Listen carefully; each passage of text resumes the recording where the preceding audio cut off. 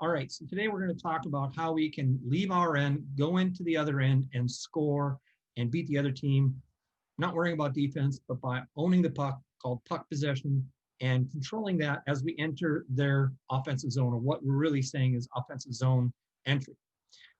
A lot of times what we do is we end up getting a deep pass from our end. We watch somebody grab hold of it, and we all hold our breath as we watch that person get a breakaway and get a shot, maybe a goal. If things are going well, we have the rest of our team falling behind there, and then we get a bit of a scrum. And that works great now and then, but what we can do to improve ourselves is have a little bit more of a team approach to getting in out of our end and into their end, and that's called offensive zone entry. All right, so what we want to do is focus how we go from our end into the offensive zone. A lot of times what will happen is we get a player gets a puck chipped off the boards or something and starts sliding in, going deep, and then gets forced and loses the puck. Or even worse, ends up going down low and never really gets a quality shot off. The two places we really want to try to get a shot off are, of course, in the high to mid slot. Too many times we wait till we're right up against the goalie, and then our options for shooting on the goalie are limited. We can't get a rebound. We've got two defensive players in there with them at that time, and maybe one of their back checkers. So really what we want to do is, instead of coming down the sides, we want to start making lateral moves and coming in. If you start coming in either early or late towards the middle, so when you get the puck, don't go along the board so you can bounce it away from that person. Start moving over. Try to gain the zone entry in the middle. What that does is it brings a couple of defenders and starts choking up on you. All right. Now, that gives you a bunch of opportunities, but let's talk about that for a second. All right, so let's say we've got the puck here and you're coming up the side and you come into the across the blue zone into their entry. A couple of things before you do that. Never make your team sit out here somewhere on the blue line standing still so you can make all these lateral blue line moves. One of the worst things you can do, it's almost better just to choke up the puck or skate through a player going this way than to make a lateral move right at the blue line. Guaranteed, if you're starting jigging and jagging right at the blue line, one of your other teammates is going to end up being offsides. So you got to avoid any blue line moves. So when I talk about coming in and driving towards the center, not right at the blue line, okay? Make a straight line and go fast. In fact, if it turns out you're getting held up here by some of their players, then toss the puck over to the other player, our player, so that they can go in the middle and take a shot, okay? So we want to avoid getting trapped down here.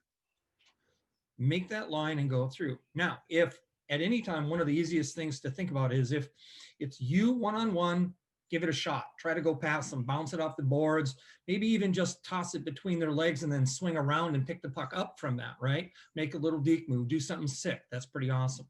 But if you've got 2 or 3 people in front of you, that means we now have some timing and space with our other players. So don't try to skate through 2 or 3 players. We're not that good. Many players aren't that good. But again, recognize if you got 2 people on you, that means one of our players is free. So right away, before you get tangled up in their feet, look ahead, look for that and make that pass. Try to avoid skating it from our end all the way in unless you only have 1 player or nobody in front of you. If you got 2 folks closing in on you, recognize right away, you got to have that read in space saying, okay, there's 2 folks here, so one of my people have to be open. And that actually brings another thing is what you try to do is create odd player advantages for our teams. So let's say we've got the puck and you guys going down and maybe they've got 1 player here right on you, another player starting to come up over here, right? From the other team. All right, great. The best thing we can do to make that odd player advantage is, and this all starts, the offensive zone entry really starts when we leave our zone. So what we want to do is get the mentality of if you don't have the puck and you're forward, you're just as important, maybe more important, to provide some options to get that odd player advantage. So now if these 2 folks close on this person, if you can slide the puck over, maybe there's only 1 more D sitting here, and now you got a player advantage with the 2-on-1. However, if you just keep kind of passing through, you're going to get a neutralized turnover. They're going to come back in. Our other players have to skate back, and we're back into our zone. Can't score from there. So the other thing to think about is let's say we have the puck and you're coming in there. Now start thinking this not as left wing, right wing, and center, but again, when we own the puck and we're on the attack, that's F1. So the next person closest is the next forward. Don't think of them as center wing, right wing, left wing. Think of them as 3 forwards now. Who's ever closest to the puck, that's the strong side puck. Or if you've got the puck, you're the strong side puck carrier, you're F1. The next closest player is F2, okay? And doesn't matter if it's F2 as the center because one of the wingers has the puck or whatever. It's who's got the puck is F1, who's ever next closest is F2, and maybe somebody got tied up here with their defense is a little bit behind. That would be F3 because they're the furthest. Now what happens is if this person starts coming across here with the puck, maybe it's got a one-on-one. So then we have a couple of other options. What we want to do is F2 once try to parallel the player, find that open lane between the opposing player and the other person. And then once you do cross the blue line, this person's got to drive to the net, create a screen, make an option. In fact, make noise. Even if the person doesn't, the puck carrier here doesn't pass you the puck, if you're coming in and you're saying pass the puck, slapping it, what you're going to do is you're going to get a defense having to check off on you, while that another defense maybe stays here. So now we've got a one-on-one here, and we've also created a little diversion for the goalie. So we've created more space for the puck carrier by having this F2 come in and driving to the net. That creates all sorts of diversion. And obviously, if this person gets stopped here, a quick shot, even if it's a low quality shot, might get a good rebound for the person driving to the puck that happens. When all this is developing, then F3 needs to come in and form behind. So for a drop pass or something like that. But when you're doing that, you want to pay attention. So F3 coming in and kind of being the trailer person, what you want to do is take a look at the puck side of the player. So if it's a left-handed player, that puck's going to be on the left side. You want to arrange yourself as you're trailing so your stick would be right behind that person's stick.